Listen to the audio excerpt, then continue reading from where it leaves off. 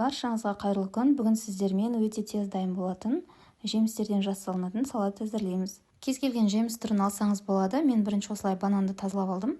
Қабығынан сосын осылай турап шықтым. Қалауыңызша ірі етіп турасаңыз да болады.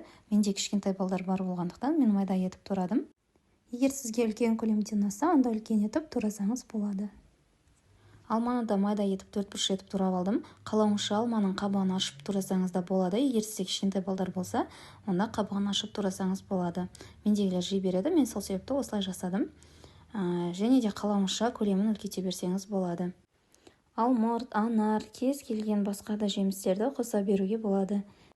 Әр алманың дәмі әртүрлі болады, сол себепті мен осылай 2 алманың түрін қолдандым. Екінші сары алмамды да осылай майда етіп турап алдым. Құрметті менің көрермендерім, менің каналыма өтіп, басқа да қызықты рецептерді көре аласыздар. Әркез жаңа рецептермен бөлісіп отырамын. Және де каналға тіркеліп, қолдап кетулеріңізді сұраймын. Каналдың алға дамуы үшін сіздердің тіркелулеріңіз және де лайк басып, комментарий қалдыруларыңыз өте қатты маңызды. Алдын ала рахмет.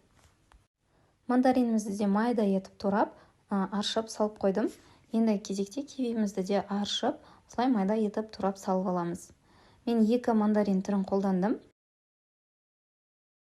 Кез келген айтқандай жемістерді өзгерте берсеңіздер болады.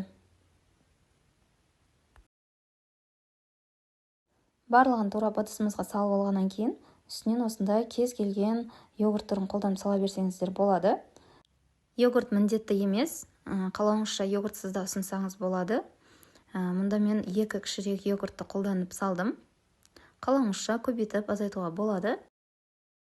Енді осылай салып, ыдысымызға салып, қалауыңызша әсемдесеңіз болады. Мен бүгін осылай макпен әсемдедім. Жаңғақпен немесе анармен әсемдесеңіз де өте әдемі көрінеді. Бұл салатты десерт ретінде ұсынуға да болады. Үстінен шоколадты күпеден өткізіп, солай да қойсаңыз болады.